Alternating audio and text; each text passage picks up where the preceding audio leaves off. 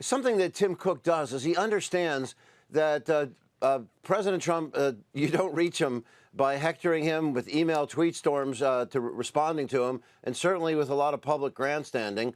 But also surprisingly, despite the legions of K Street lobbyists, he doesn't respond to that well. You know, when people talk about who from industry is represented in the Trump administration and issues that they're concerned about independence, when it comes to Apple, he doesn't rely on third parties to speak for him. He goes directly, and that plays really well to President Trump. It's personal diplomacy. It's a one-on-one, mano-a-mano. That's what President Trump responds to. And Apple, in fact, pays far less for lobbying than many of its competitors do. Yeah, what a lesson, right? As opposed to hiring these high-priced K Street firms, not that there's anything wrong with the lobbying profession, Tim Cook doing a lot more subtly, I guess. In one instance, the Journal points out that Cook and Trump had some kind of a conversation.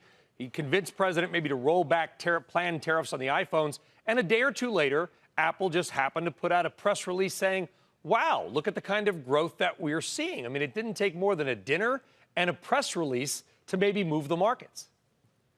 No, something that people don't understand about President Trump, and obviously with a lot of the negative swirl we see right now of some bad choices from the White House, driving himself into a corner, that it's hard to believe that President Trump actually, when he doesn't feel humiliated, is open to honest debate.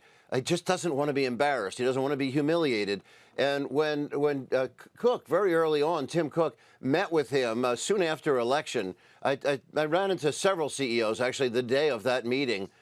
Larry Page of Google was another. Several met very successfully and had a great discussion. Of course, Steve Schwarzman of Blackstone, Ginny Rometty of IBM, and a few others, Marilyn Houston of Lockheed, have had a good rapport by just explaining issues quietly to him. The one-on-ones work especially well, but it's as recent not just as going back to 2016 or we saw a lot of business community being divided up, Merck versus Pfizer and Ford versus GM, as Trump likes to play one off against each other in the spring of 2017. Cook stayed out of that, talked individually about issues, and as recently this past August, with trade sanctions arising, higher tariffs, he managed to get a carve-out again about the iPhone. And it's remarkable how he has managed to get a special relationship. Jared Kushner has helped a lot, too. He's gone directly to Kushner, and this is not with any money being exchanged. It's with forceful arguments about the trade. I think China is probably the third largest market to sell into Apple, and to sell for Apple. I think the U.S. is probably around 40-some% to 42%, and Europe maybe 24, 25, and China's around 20%, and that's very important to Apple revenues. Yeah, but how has Cook been able to walk that line? Because you've seen it, the Journal points it out. I mean, if we had a CEO come out and tweet out, I think President Trump is not terrible. I mean, just something as innocuous as that. In this environment, cancel that company would be trending on Twitter immediately, right? It's like if you associate yourself with the White House, everybody comes out and says, down with that product or service. How has Tim Cook been able to walk that line where people aren't saying, oh, shame on Tim Cook and throw away your iPhone for the Google Pixel? No, that's a really good point, because more than 97% of political contributions coming from Apple employees have been going to Democrats. And for that matter, most of the U.S. business community, which is largely Republican, so around 70% Republican for major business, a little bit more than that, were not supportive of President Trump in 2016. And again now, in our surveys, most are not voting for his reelection. Nonetheless, and Tim Cook doesn't get political, but he also doesn't come off as haughty. And whether or not either side of the aisle finds us with Tim Cook, he talks with them rationally. There's not name-calling. And he takes an independent position on a couple of issues that were counter to the Trump administration, such as on immigration policy early on was one, and then climate issues, climate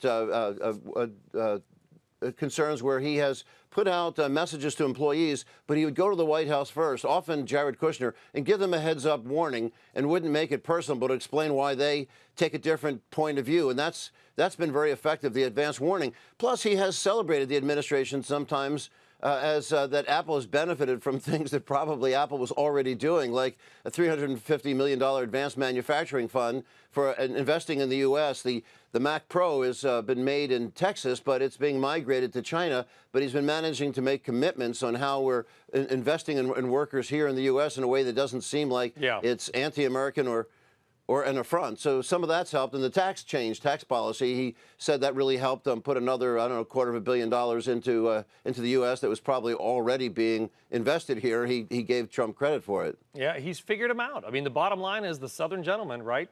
The Alabama guy, he's figured it out. This helps. It doesn't mean he always agrees, but he finds a way to thread that needle. You know that old expression: you don't spit in the wind, you don't step on Superman's cape, and you don't get in a tweet storm with President Trump unless you really have a hard rock to throw.